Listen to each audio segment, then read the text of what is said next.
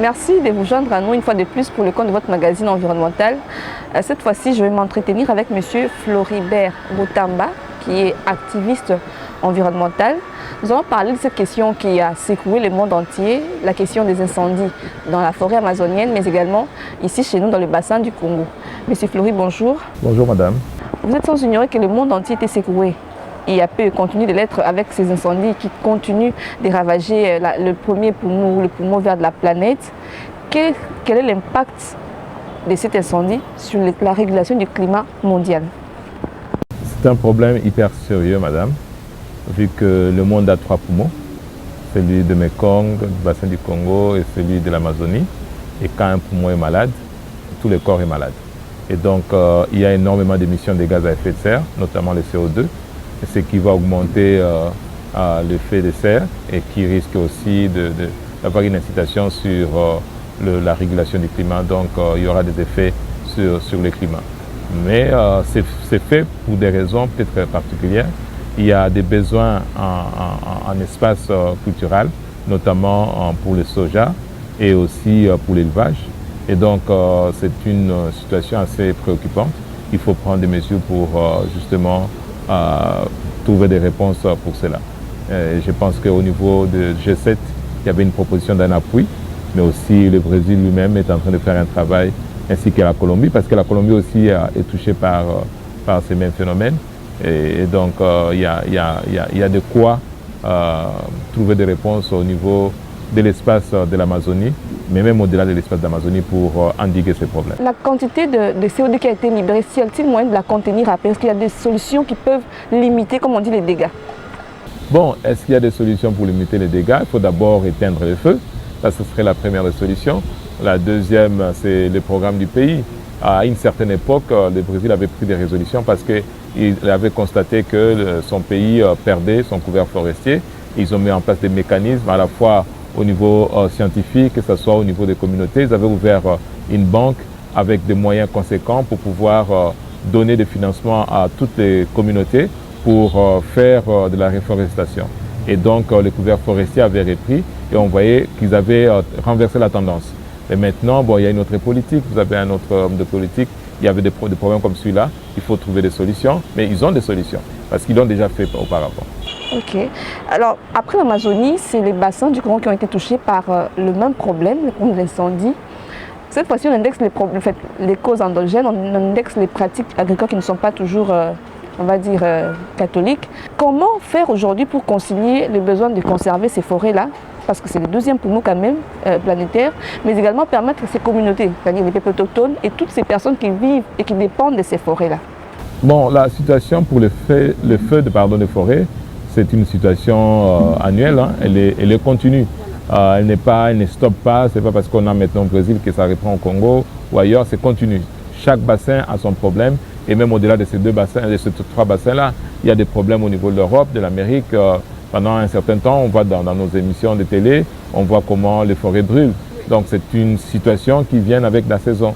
Quand la saison devient la saison sèche, pour l'Afrique, si je prends les cas ici où l'agriculture itinérante sur brûlis est une technique culturelle utilisée par les communautés, lorsque c'est la saison de préparation des terres pour la grande saison agricole, qu'est-ce qui arrive? C'est qu'on brûle justement pour préparer le terrain. Mais il y a d'autres moyens pour le faire. Il y a ce qu'on appelle l'agriculture durable, qui est souvent une opportunité de maximiser sur l'espace assez réduit, où on fait à la fois, on met plusieurs semences de plusieurs espèces. Notamment, on peut mettre, par exemple, je donne un cas typique, vous pouvez avoir une portion de votre maïs, une portion de votre arachide, une portion de telle ou telle autre plante, ou vos arbres fruitiers. Donc vous n'avez pas besoin d'ouvrir chaque fois un hectare pour chaque activité. C'est pour permettre de varier justement. Mais ça vous permet de mettre dans un espace assez réduit et aussi en utilisant des semences améliorées où on maximise sur la production. Vous avez l'espace est réduit mais la quantité de la récolte est beaucoup plus importante. Mais est-ce que les communautés sont suffisamment informées par rapport à ces nouvelles techniques? Je crois qu'il y a plusieurs programmes au niveau du ministère de l'Agriculture et de ses partenaires et ils travaillent avec certaines communautés cibles.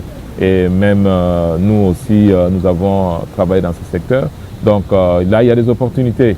Mais ce n'est pas simplement ça le problème. En ce qui concerne le feu, il y a aussi la carbonisation, il y a aussi la chasse. Hein, dans le Congo central ou dans les Bandundu, l'ancien Bandundu, on brûle des savanes pour faire la petite chasse à certains petits gibiers. Donc c'est un problème très très sérieux. Il y a aussi des gens qui brûlent la savane ou une partie de forêt par plaisir. Ça, c'est il y a aussi par à condamner. Oui, il y a dans les codes forestiers, il y a des articles qui prévoient cela. Lorsqu'on met le feu dans la forêt, il y a des condamnations, il y a des amendes à payer. Donc, forestier est-il vulgarisé? Est-ce qu'il est connu du grand public? Justement, c'est la responsabilité. On dit ceci que nous n'est censé ignorer la loi. Donc, c'est à nous de nous procurer ce code et de pouvoir regarder, mais aussi, c'est aussi à des acteurs de terrain de pouvoir faciliter la vulgarisation de ces documents auprès des utilisateurs au quotidien. Alors dites-nous, en votre qualité d'acteur environnementaliste, qu'est-ce que vous proposez justement au gouvernement congolais pour prévoir les éventuels débordements de forêts? Disons, lorsqu'on fait l'analyse des causes liées au changement climatique, on s'est dit que pour nous, l'Afrique, c'est la déforestation. Et donc, qu'est-ce qu'on fait? Il a été diligenté des études pour analyser les moteurs directs et indirects de la déforestation chez nous. Et parmi ces moteurs directs, vous avez le feu de brousse, vous avez aussi des causes sous-jacentes, vous avez la pauvreté. Donc la vraie cause, en fait, c'est la pauvreté. Et les différentes crises que le pays a connues pendant des années ont fait que les gens se sont tournés totalement vers la forêt. Et ils ont mis une pression assez importante sur la forêt. Et ce qui fait qu'aujourd'hui, nous perdons des hectares sur hectares, au-delà de ce que nous pouvions perdre par le passé.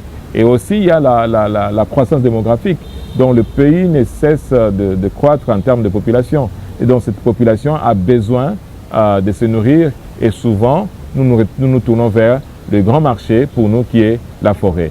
Et donc, finalement, la forêt joue un multiple rôle. La pharmacopée au niveau des villages, parce que dans chaque village, nous n'avons pas souvent de pharmacie pour avoir les médicaments, mais on se tourne vers la forêt. Il y a eu au niveau international des appels de fonds, la mise en place d'un fonds vert pour le climat qui devait générer chaque année une somme à la hauteur de 100 milliards de dollars. Et donc cette somme n'a jamais été atteinte et donc des pays comme les nôtres n'ont pas un endroit pour aller postuler et retrouver et avoir de quoi faire ce travail-là. Donc nous lançons un appel au niveau international de pouvoir regarder ces problèmes parce que si on ne fait rien et que la pression en termes de points de feu continue comme celle qu'on a vue là, dans les années 2050, je crois qu'on aura des conséquences beaucoup plus fâcheuses que ce que nous avons ici. Merci beaucoup, M. Floribert, de nous avoir autant éclairé sur cette question. Voilà, améliorer les techniques agricoles, pas que les techniques agricoles, les techniques de chasse, mais surtout résoudre la question de la pauvreté serait une manière, dans la durée, de lutter contre la déforestation. Alors, merci de nous